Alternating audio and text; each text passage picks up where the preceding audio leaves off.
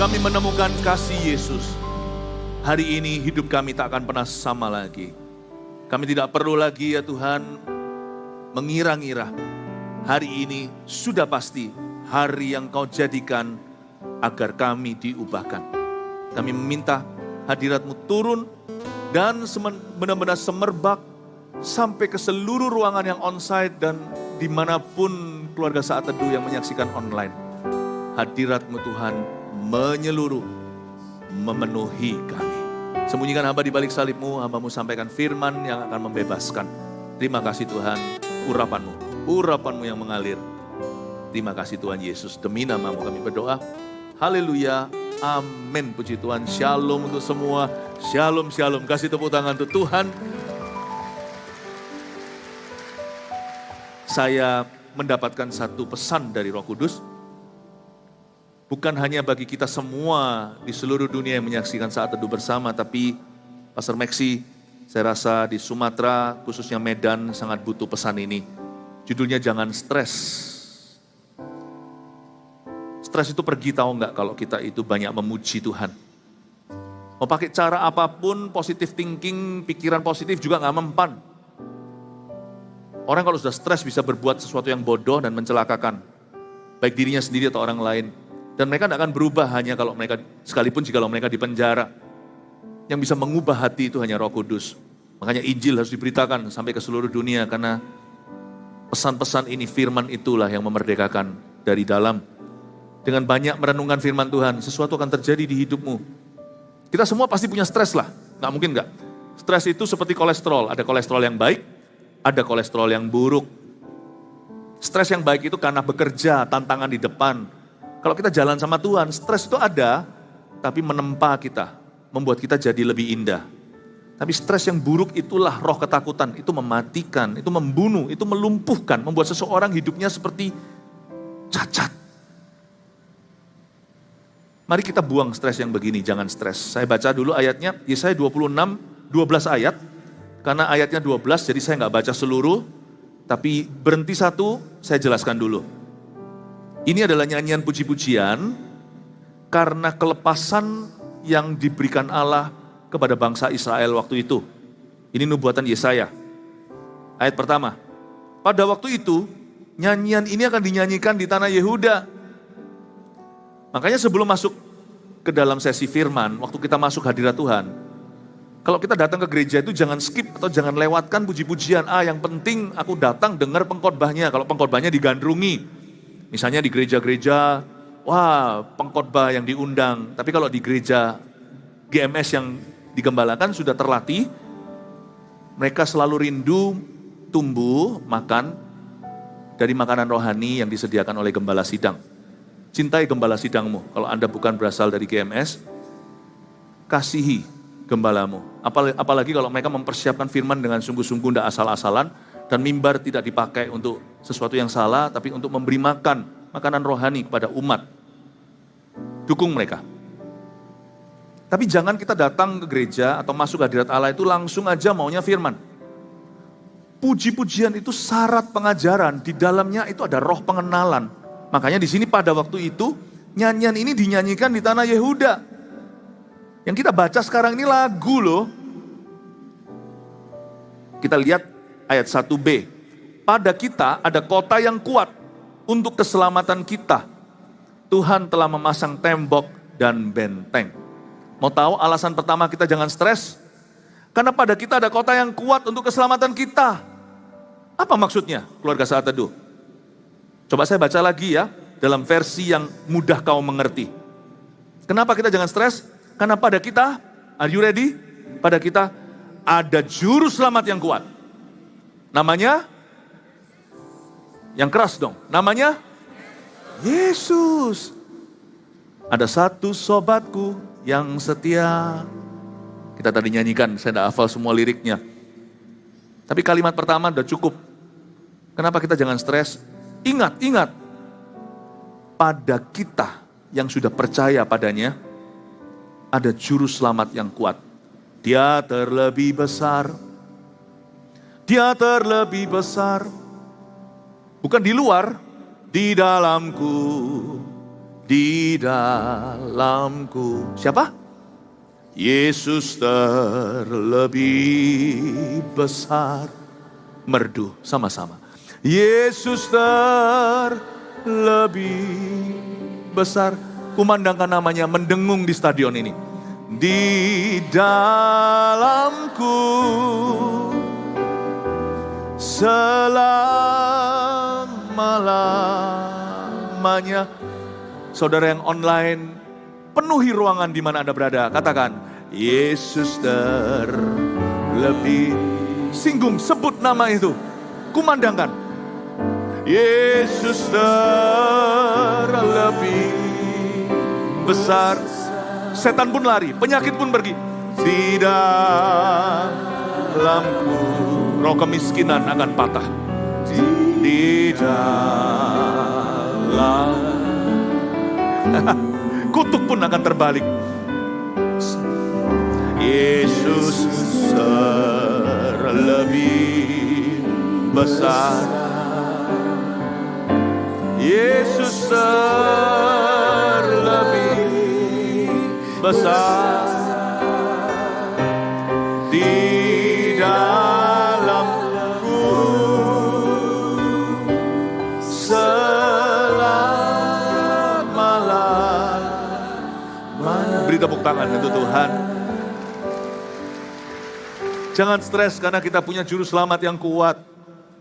Terus terang ya, dia yang paling kuat di seluruh jagat raya, bahkan melampaui universe ini. Tiada yang lain selain dia. Ayat 2, bukalah pintu-pintu gerbang, supaya masuk bangsa yang benar dan yang tetap setia.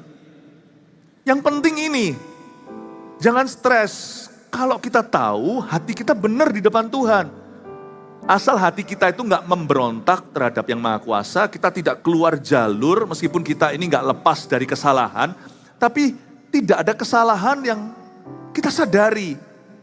Kalau kita nggak menyimpan sesuatu, padahal kita tahu. Asal hati kita benar di depan Tuhan itu, percaya Tuhan akan take care semua. Belajar cuek itu, jangan overthinking semua dipikirin. Khawatir nggak menambah sahasta masalahnya. Coba kalau kita khawatir masalah kita jadi lebih kecil, mari kita sama-sama khawatir yuk. Tapi khawatir itu tidak mengecilkan masalah, tapi memperkecil kapasitas kita untuk melawan masalah kita. Nggak ada keuntungan dalam khawatir. Khawatir itu merugi semua. Bukalah pintu gerbang. Pintu akan terbuka. Supaya masuk bangsa yang benar dan yang tetap setia. Berarti bangsa yang benar dan setia dibukakan pintu oleh Tuhan. Jikalau Tuhan yang membuka pintu, siapa yang dapat menutupnya? Jikalau Tuhan yang mengangkat aku, siapa yang bisa menurunkan aku? Coba garis bawahi kata supaya masuk bangsa yang benar dan tetap setia. Yang penting hanya 2. Yang penting kita itu benar dan setia. Udah. Saya itu cuek kok. Mau pencobaan kek, mau keadaan kek, mau musuh kelihatan atau musuh yang gak kelihatan kek. Asal saya benar di depan Tuhan, bukan sok benar ya. Asal hati saya bercermin dengan Tuhan, aku tahu hatiku itu tulus. Asal aku benar dan setia, jikalau Tuhan di pihak kita, siapa lawan kita? Ayat 3. Yang hatinya teguh, kau jagai dengan damai sejahtera. Sebab kepadamu lah ia percaya. Yang hatinya teguh. Ini ayat luar biasa, bahasa Indonesianya kan hatinya yang teguh. Bahasa Ibraninya hati di sini itu yang pikirannya tetap. Hati di sini itu bahasa Inggrisnya he whose mind is steadfast. Bukan hati yang di sini, hati yang di sana. Ini juga termasuk hati loh. Hati-hati gunakan pikiranmu. Hati-hati gunakan pikiranmu. Allah Bapa di surga melihat ke bawah. Hati-hati gunakan pikiranmu. Saya improvisasi ya. Ubah sedikit lagunya. Hati-hati gunakan pikiranmu. Hati-hati gunakan pikiranmu. Karena setan tahu kalau kecolongan di situ, semangatmu dan hatimu di sini ikut jatuh, treng.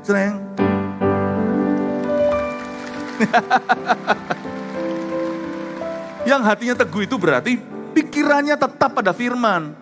Karena itu stop berpikir aneh-aneh. Katakan pada kanan kirinya, stop berpikir aneh-aneh. Kalau kita mulai, mau tahu nggak? Kenapa kita itu cenderung pikiran aneh-aneh? Karena kosong. Coba kalau terisi, tersapu bersih, terisi tapi setan nggak bisa kembali. 7 roh lebih jahat juga nggak punya rumah. Saya dengar beberapa jemaat ya yang berhasil mengatasi bahkan depresi parah. Sampai linglung segala. Itu karena mereka bukan hanya memuji Tuhan, menyembah Tuhan, bukan. Ada orang itu sukanya tiap hari memuji-muji tapi nggak pernah mau baca Alkitab. Itu juga salah. Karena masing-masing punya fungsinya seperti papa dan mama. Isi dong dengan firman.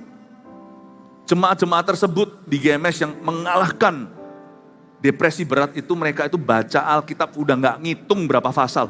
Tapi mereka bukan hanya bacanya itu dengan melihat. Tapi bacanya itu sampai keluar suara. Dibaca, lawan sampai firman yang merupakan makanan berubah jadi rema, dari rema jadi pedang bermata dua. Kalau pikiran kita itu penuh dengan ayat-ayat, perasaanmu tidak mungkin sanggup disayat-sayat. Yang hatinya teguh, scriptures. Makanya itu kalau datang ke gereja jangan pujian lalu habis itu khotbah, udah. Nggak mau, nggak selera, ngantuk tidur di rumah. Kalau ke gereja kita harus denger. Karena pembagian firman itulah yang memenangkan medan perang. Medan perang manusia itu bukan di sini. Karena roh selalu mau, tapi daging lemah. Kita itu damai sejahtera selalu di mana sih kecuriannya? Di pikiran. Hatinya sih cinta Tuhan. Hatinya pingin menang, tapi di pikiran kebobolan. Jangan jadi orang Kristen yang buta Alkitab. Baca firman. Dilarang malas untuk membaca firman.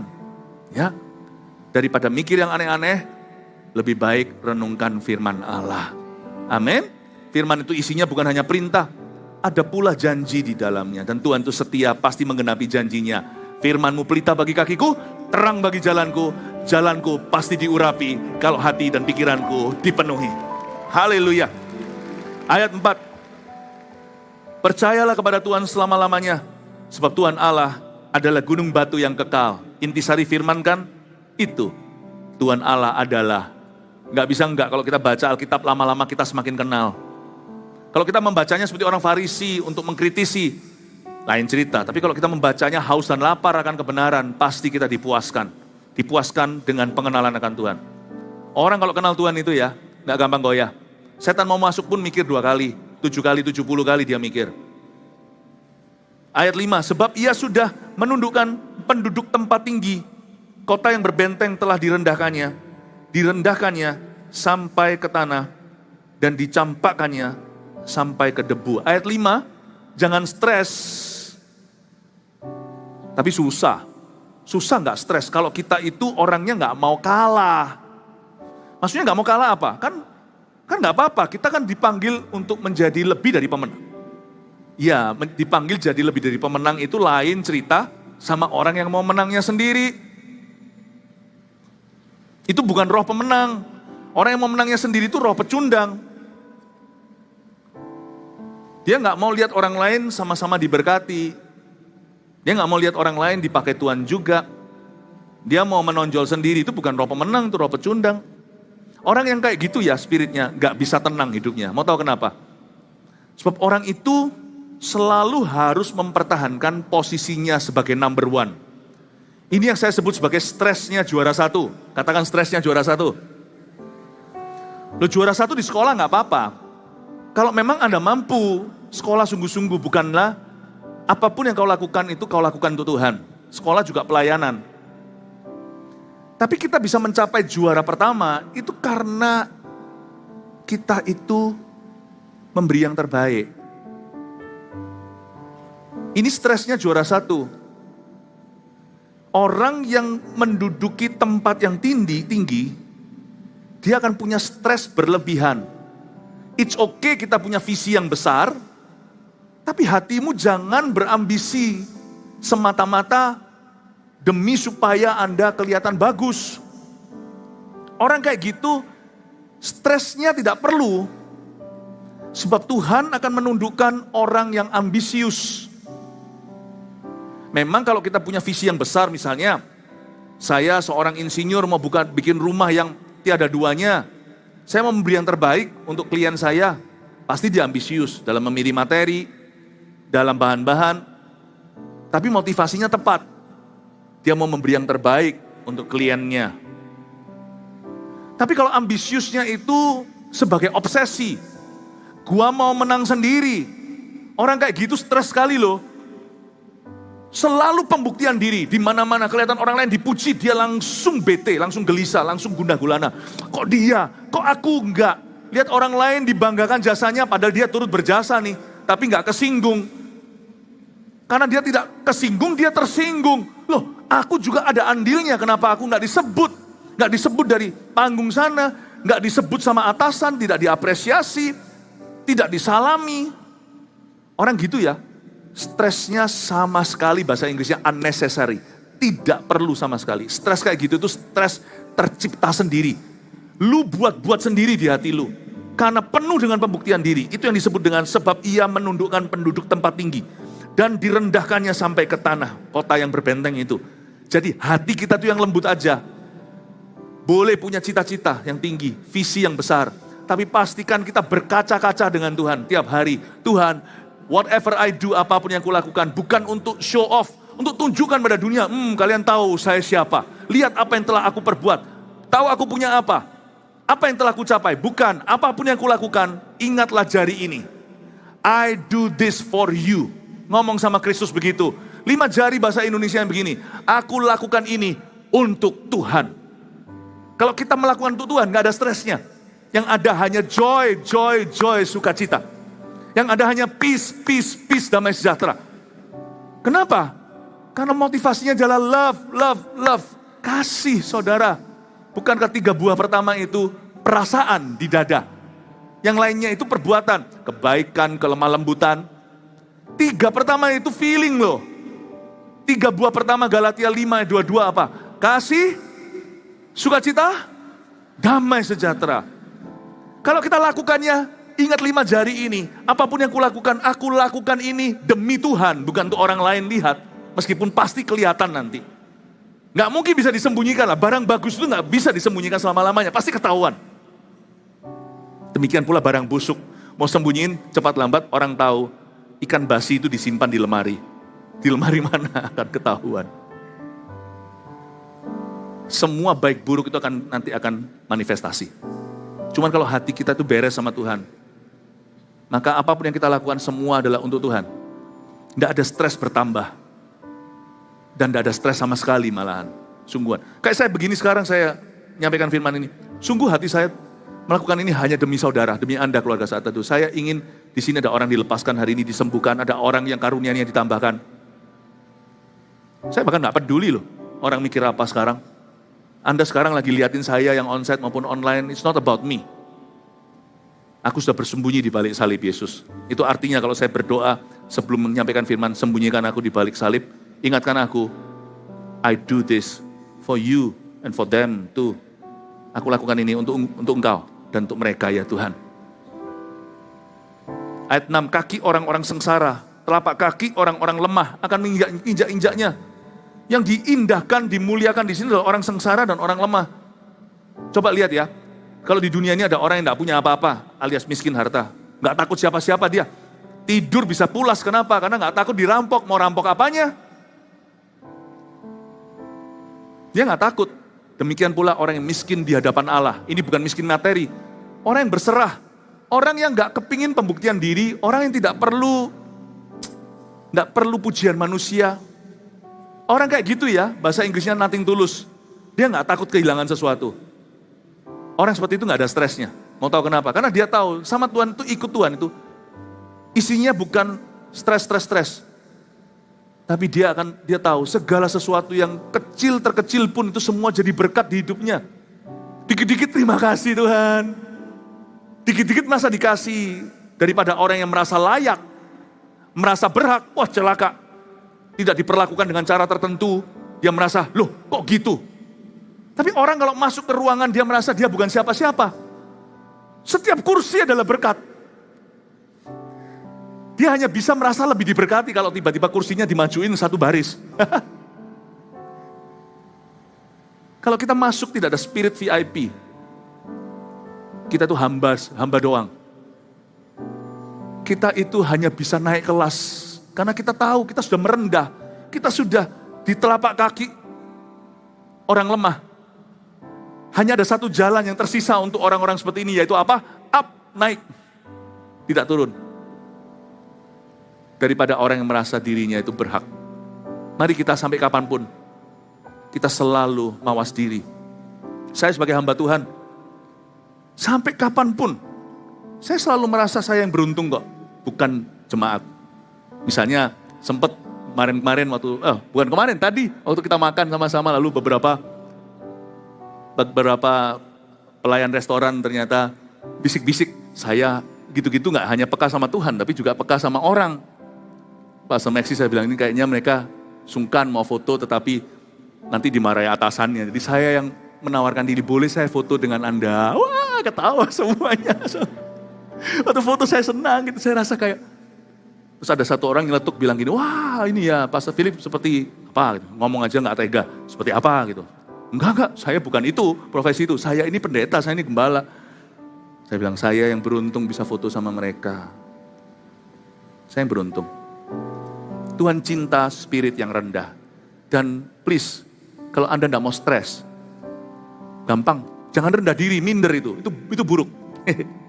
Rendah hati aja. Ayo kita sama-sama belajar rendah hati. Coba yang di rumah maupun yang di sini, katakan kanan kiri, jaga hatiku ya bro.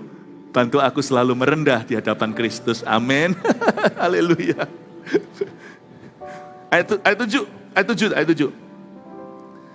Jejak orang benar adalah lurus. Sebab engkau yang merintis jalan lurus baginya. Ini kalau salah baca, jejak orang benar adalah kurus. Ya gak apa-apa juga lah. Kadang-kadang saya juga mau diet rasanya. Di Medan dikasih makan terus. Keluarga saat teduh doakan ya, supaya saya kurus. Jejak orang benar adalah lurus. Lurus tidak sama-sama polos. Polos itu orang yang belum ada trauma. Orang yang lugu. Yang mengira seluruh dunia baik sama dia. Dia gak sadar bahwa di dunia ini banyak orang jahat. Orang lurus itu bukan orang polos. Orang lurus itu sudah pernah dikecewakan. Pernah ditipu. Tapi dia tidak kepahitan. Orang lurus itu adalah orang yang taat pada Kristus. Tidak ikuti perasaan. Jalan orang benar gak akan hidup dari feelingnya. Orang benar akan hidup dari iman. Jalan orang benar adalah lurus. Sebab Tuhan sudah merintis jalan lurus baginya. Kita belajar taat aja. Saya gak stres, saya gak bahasa sehari-harinya gini, saya gak ambil pusing. Pokoknya saya taat sama Tuhan, udah. Saya gak takut, saya gak ambil pusing, saya gak punya pikiran banyak. Saya belajar satu seni, bukan seni rupa, seni tari, bukan seni tarik suara. Yang utama adalah seni menutup hari tanpa bawa masalah kemarin. Saya gak bawa ke esok hari, kesusahan sehari untuk sehari. Saya gak ambil pusing. Pokoknya saya tahu hari ini saya sudah berusaha taat, besok urusan Tuhan. Saya punya perencanaan sih, mau rapat lah, mau inilah, mungkin mau menyelesaikan masalah juga ada strategi yang perlu direncanakan, tapi feelingku gak ikut-ikutan. Perasaan saya kubur malam hari, sepanjang hari ku nikmati, ku bersyukur sebab Roh Kudus telah menuntun hidupku. Ku cinta kau, Yesus Tuhan. Ku cinta kau, Yesus Tuhan. Tiap malam saya tutup dengan kalimat ini. Sungguh kau segalanya. Sungguh kau segalanya. Sungguh kau segalanya bagiku. Itu aja. Ayat 8, ya Tuhan kami juga menanti-nantikan saatnya Engkau menjalankan penghakiman. Kesukaan kami ialah menyebut namamu dan mengingat Engkau. Saya ulangi, kesukaan kami, pemazmur berkata, adalah menyebut namamu. 1, 2, mengingat Engkau. Jadi ini adalah 2 aktivitas anti-stres yang saya amat sangat rekomendasi. Apa itu? Kesukaan kami ialah menyebut namamu. Dua aktivitas anti-stres yang pertama adalah memuji-muji Tuhan. Itulah menyebut nama Tuhan. Mengingat engkau, ini kognitif atau otak kita main. Ini perenungan firman, dua aktivitas anti-stres, catat baik-baik, simple, sederhana, saya ingatkan. Basic Christianity atau kekristenan yang basic sekali. Yaitu memuji Tuhan dan merenungkan firman. Hidupmu pasti akan happy versinya Tuhan ya. Bukan happy versi dunia. Bahagia versinya Tuhan itu joy atau sukacita yang tak tercuri. Yang Paulus demonstrasikan bahkan di penjara Filipi. Sampai goncang dan gempa bumi. Ayat 9. Dengan segenap jiwa aku merindukan engkau pada waktu malam. Juga dengan sepenuh hati aku mencari engkau pada waktu pagi. Sebab apabila engkau datang menghakimi bumi, maka penduduk dunia akan belajar apa yang benar. Coba Anda lihat ayat 9. Kadang-kadang stres itu datang pergi, kita nggak bisa tahu persis kapan waktunya. AM atau PM, pagi, siang, atau malam.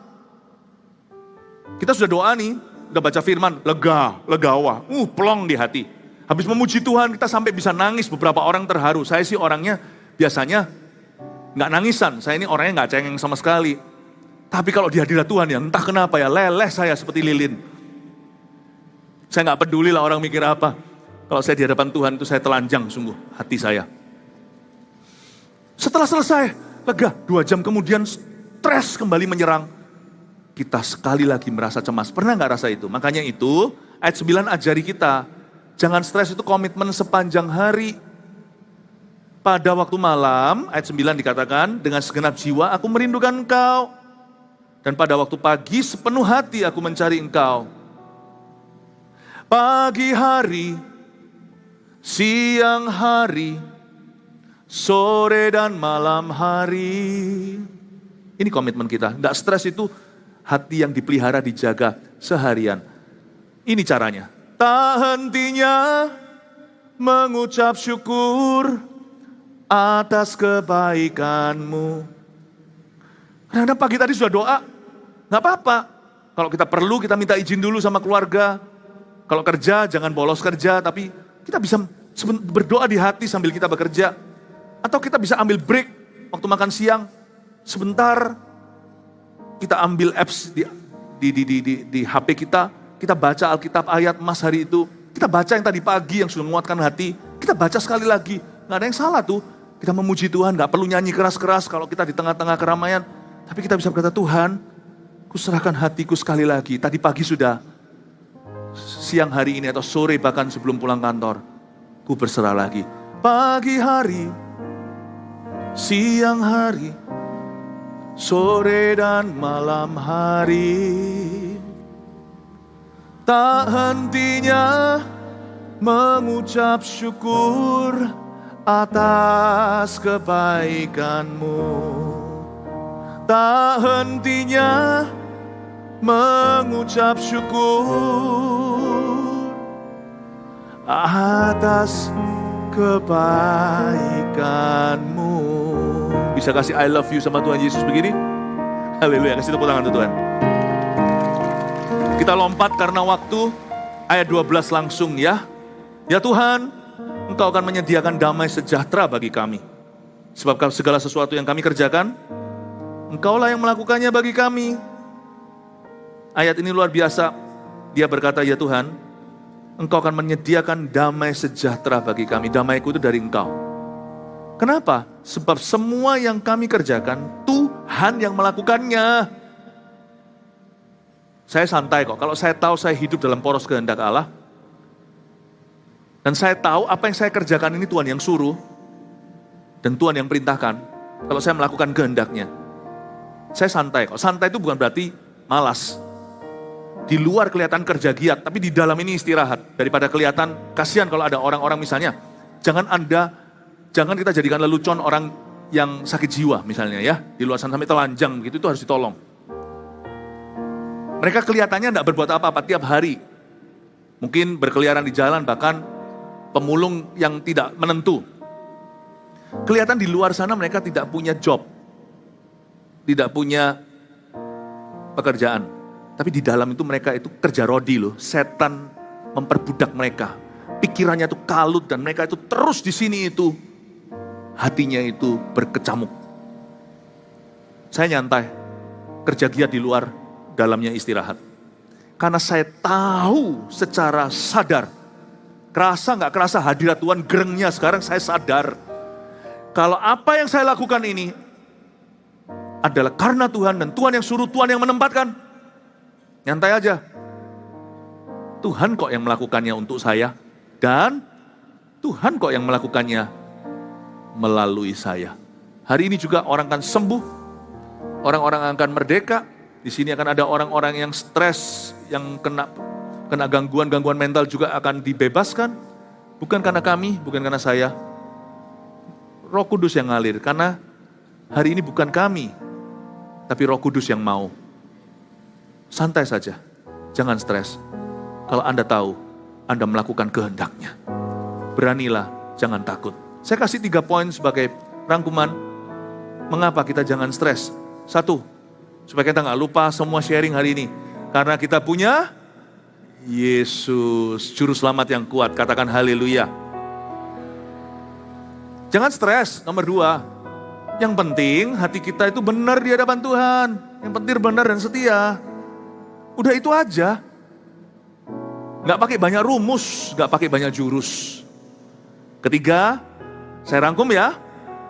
2 aktivitas anti stres adalah pujian dan renungan firman.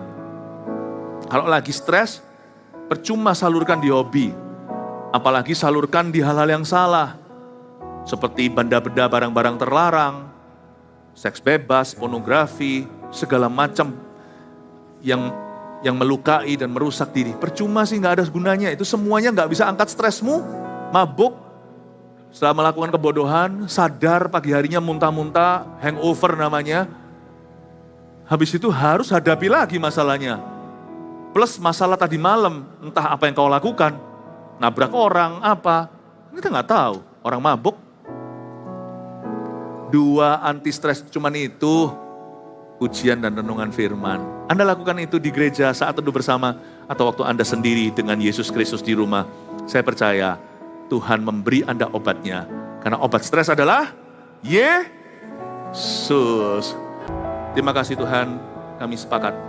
Yang depresi pun satu-satu di rumah atau di mana mereka menyaksikan sembuh semua, bukan 90%, semua sembuh. Makasih Tuhan, terimalah berkat dari Allah Bapa, Putra dan Roh Kudus yang online. Kami mendukungmu dari sini. Bawalah damai sejahtera, jangan stres lagi. Be happy, because you have Jesus, karena Anda punya Yesus. Dalam nama Yesus, haleluya. Amin.